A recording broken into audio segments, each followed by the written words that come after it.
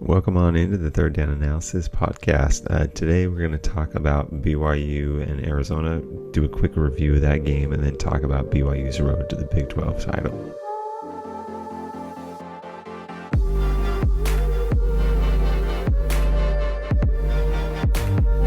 To recap BYU and Arizona, I'm going to cover a couple of key observations and then hit defense and then hit the offense briefly, and then we'll go to the Big 12 title race. So 3 key observations that I had for this game overall that I think were important to state.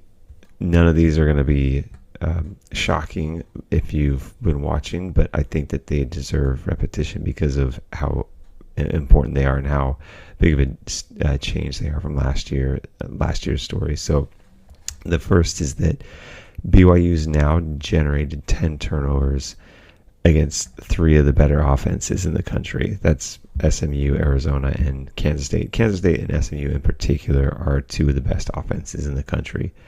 And 7 of those 10 turnovers are coming against 2 of who we think are the best Big 12 quarterbacks, Avery Johnson and Noah Fifita. So this team is clearly sending a message. I was looking up this morning, BYU's 10th in the country in turnovers generated. They've got 14 turnovers on the year. They had 20, it was either 21 or 22 all of last year. So halfway through the season, they are well ahead of last year's pace. This is incredible. The next key observation is that Jake Retzloff now has had his 3rd game without a turnover. So he's game by game, he's slowly starting to build more of a case that he doesn't turn the ball over. He's got 7 games with a turnover, 3 games without a turnover. But the positive thing is that 3 of those games have come, or 2 of those 3 games came in the last 3 games. So 2 of the last 3, he hasn't had a turnover. So that's very positive.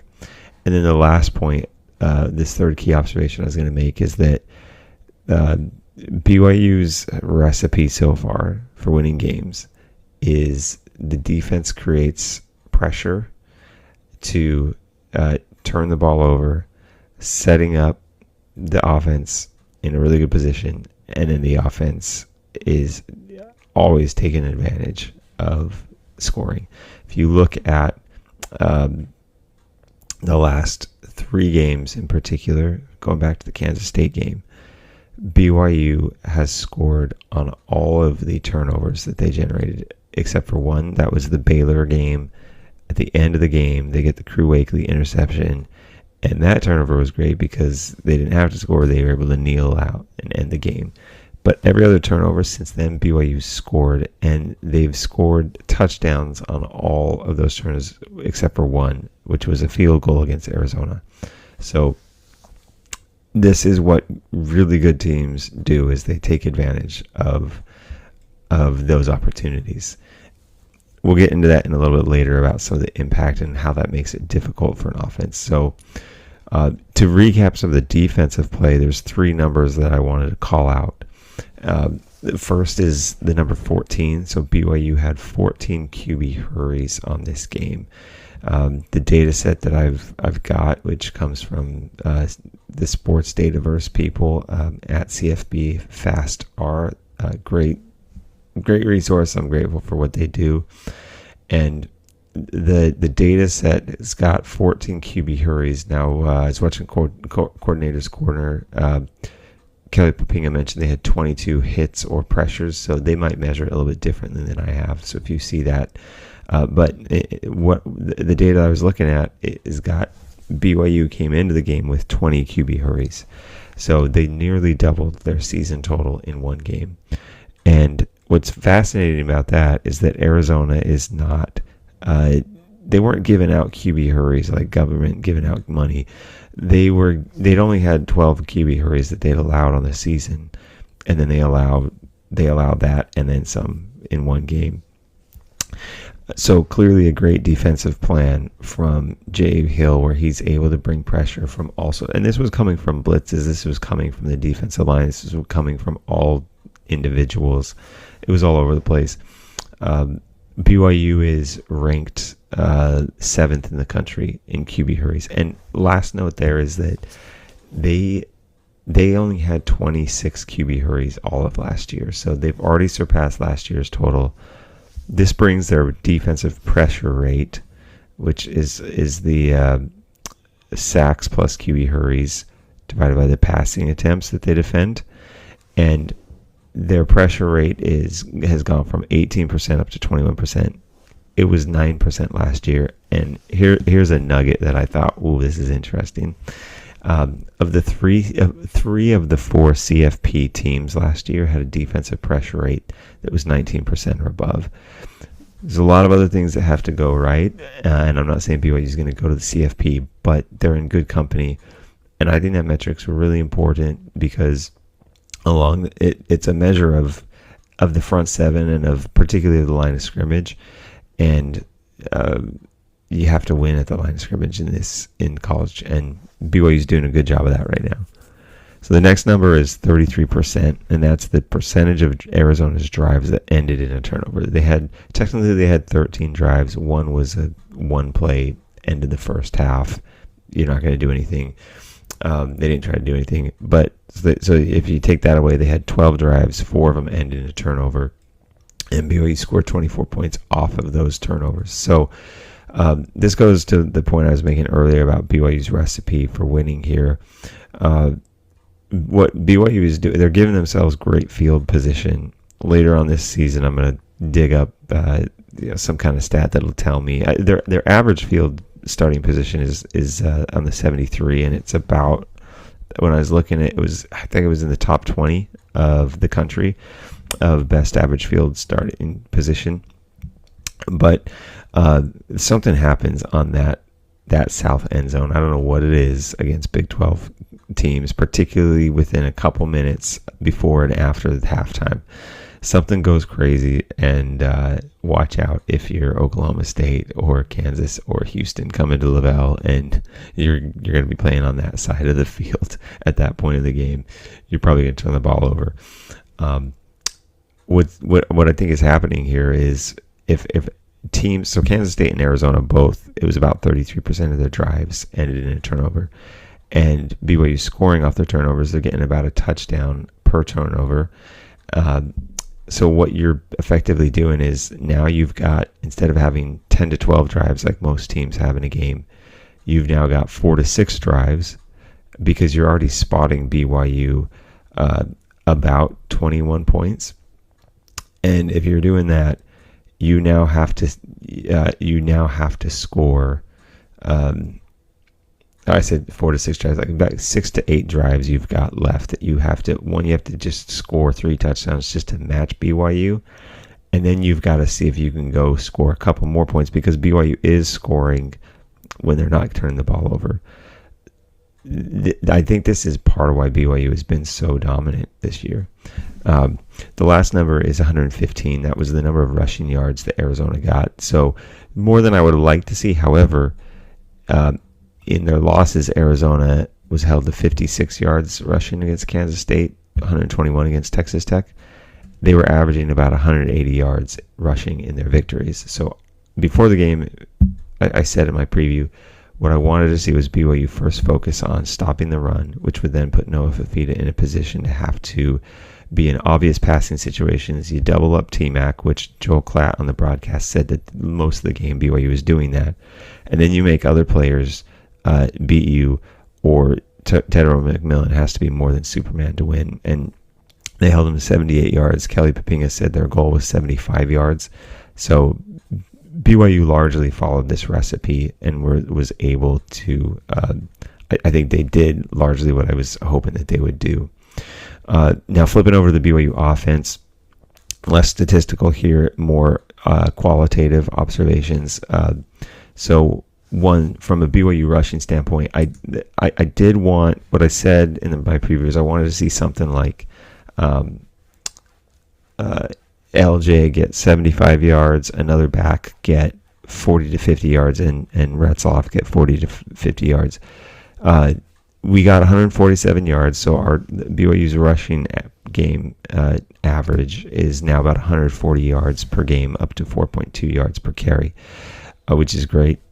That was better, a whole yard better than last year. Hinckley Rapati had 65 yards, and he was 7.2 yards per carry. That's good. So that's almost close to the first back getting 75 yards. LJ had 49 yards, 4.5 yards per carry. So he was right there at that second back. Jake had 28 yards, so a little bit less than I was hoping. But they were pretty much right there at what I was hoping. Spread the ball around really well on offense. Darius Laster had 5 receptions. Roberts had 5 receptions. LJ and Keanu both had 3. Parker, Kingston, Keelan Marion, Reiner Swanson all had 1. Now, I'll say with Reiner, it was weird. It looked like it was a run, but it was technically a pass because Retzlaff tossed the ball forward. My one thing about Reiner that Arizona at least keyed in on is number 80 comes, and Joel Klatt was keying in on this, and okay, he hasn't seen the whole season. Maybe he goes back and watches all the season's film for the teams he announces for. I don't know, but and I love Joel Klatt. But even he keyed in on when 80 comes into the game, BYU is going to try to get him the ball. So I don't think they should stop doing that, but I think they should bring Reiner in on a few plays where he would be a prospective target and not always go to him. But if he's there, then pass to him. I'd like to see more of a pass instead of out of the backfield. That first drive was interesting. BYU has scored on the opening drive on 4 of their 6 games, and they were in position on this game. Clearly, Jake missed Laster in the corner. On that drive, it was interesting that last set of 4 downs, BYU effectively ran the ball the first 2 plays and went nowhere. A-Rod has said that he typically scripts, the first 15 plays. So I believe that those were scripted plays. I don't think that's what he normally would have called in those situations. But nonetheless, it is what it is. I didn't love that call with Reiner, but maybe they saw something on tape where they wanted to try something out. So I'll give them the benefit of the doubt. I liked that this game, again, A-Rod now 4 games in a row has started off really with pass heavy on their opening drive. And it's working. I wouldn't go away from that until someone proves that they can stop it. Kansas State was the only team that really stopped it. And then the offensive line, we're not talking about the offensive line that much, other than some people have wisely said, hey, Bruce Mitchell had a good game. If you're not talking about the offensive line, it's one of 2 reasons. Either one, there's so many other egregious problems that getting to the offensive line is lower on the priority. Or 2, the offensive line played well, and so they're not running the ball and they're not scoring the touchdowns. They're not catching the ball. So, but they clearly make that happen for quarterback, receiver, running backs. And we didn't really talk about them. I was a little concerned with Connor Pay's injury that BYU was going to struggle offensively, but it didn't prove out. So we'll see. I think Bruce Mitchell and Austin Leas, I can't say his last name. I apologize. And they even have the feature on the roster where you can go listen to how they say their last name. So I did not do that before this game. My apologies. We'll see if but they both started. I believe that was their first start, and it's great for BYU. So we'll see how things keep going forward. All right. I don't have a pun of the day, unfortunately. But you'll just have to leave me alone for not having a pun because it's fall, and I'm not going to use falling because I used that last time. But pun read, there you go. I guess it wasn't a read; it was more of a pun statement. So if you didn't pick it up, you're probably wondering what's he talking about. If you did, then send me one in the comments that you think would be appropriate for the BYU Oklahoma State game. I'd love to hear it. All right, BYU's road to the Big 12 title game. By the way, Arlington, it would be so awesome to go there. Really quickly addressing the CFP, I'm not going to talk through BYU's road to the CFP because 2 reasons. One, it's kind of straightforward. If you win out, including the Big 12 title game, then you're in. So go do that. That's the simple way to get in the conference in the CFP. You can try to get in with an at-large and we could try to get into, okay, they're going to be the 3 seed, the 4 seed, but I'm going to wait until the Utah game, and if BYU is still undefeated, then I'll do a dive. But for now, there's too many floating pieces. They need chaos to happen in the ACC, the Big Ten, the SEC. I think the Big 12, without having a really big name brand, the ACC, I think, is not as good as the Big 12 top to bottom, but the ACC does have 3 brands that I think are stronger from a national perception than any brand in the Big 12. That's Miami, Clemson, Florida State. Florida State's obviously not that good this year. But if you have an 11-1 Miami, 11-1 Clemson, 11-1 Florida State, and then you've got an 11-1 Iowa State, 11-1 Kansas State, 11-1 Oklahoma State, 11-1 BYU, 11-1 Utah, the ACC schools, I don't trust a committee to pick the Big 12 schools over the ACC schools. So that's why I think BYU's best case is win out. Don't put yourself in a situation where you're at the mercy of a committee picking, having to choose between you and other really big brands. Okay, Big 12 title game. Also for BYU, win and you're in. The UCF and the Utah games, they are looking easier. They're still going to be challenging. The Arizona State game is starting to look harder. The 4-game stretch from UCF to ASU, it includes 3 road games. So once BYU gets past Oklahoma State, and I think they'll beat them, then it's a really, really pivotal stretch. The Kansas State to Kansas games, I thought was going to be the big stretch, and we're almost halfway through that, and undefeated. And it's looking like we'll probably go 4-0. But that UCF to ASU game, that's going to be a really big stretch. I still expect right now, or I'm anticipating, I'm thinking that BYU is going to lose 1 to 2 games in that stretch, maybe. But if I had to pick right now, I'd actually say BYU is going to beat UCF. They're going to beat ASU, and they're going to lose the game to Utah. So, but we'll see. I would wait until after the game against Utah to book your ticket. And what's interesting, after this game on Friday, BYU is going to go almost a full month before they play again at LES. So that's why I think this next stretch is really, really critical. I broke out 5 teams: Iowa State, Kansas State, BYU, Texas Tech, Colorado. Those, I think, are the 5 front runners for Arlington. And within that, I broke them into 3 tiers of who I think is most likely to get to the Big 12 title, which is a combination of quality and also the road that they have ahead of them. So I've got BYU and Iowa State in the to the top tier, and I will just say right now, I believe now that I'm not expecting, but I believe now that BYU is going to be in Arlington. It's crazy to say. I totally missed on Arlington. I thought it was going to be Utah and Kansas. I was wrong. So. Hey, you miss some things, you get some things right. I've gotten a lot of things right. That one I got wrong. I will admit that. Iowa State's path, they're home against Texas Tech November 2nd. They're home against Cincinnati on the 16th. I wouldn't sleep on that game. I still think they beat them, but Cincinnati could surprise. They're actually doing pretty well. And then the road game against Utah on the 23rd, and then home against Kansas State on the 30th. So Iowa State's November is actually fairly challenging, particularly the back end. If they come out of that undefeated, then wow, hats off. I think they're the favorite in the conference. But they and BYU's defenses are now starting to look almost equivalent in terms of quality. Yards per play allowed, BYU's 13th in the country, 4.7. Iowa State, 12th in the country, 4.7. So I think those are the 2 front runners right here, BYU and Iowa State. Clearly, their defenses, they have the 2 best defenses in the conference. BYU, I just walked through their path. I think they have one of the easier roads ahead of them. The challenge really is they have 3 road games, and then they've got Utah. I just think that is such a difficult game. BYU can get there with 1 loss if I don't know how the tiebreaker would work if Kansas State were to beat Iowa State and win out.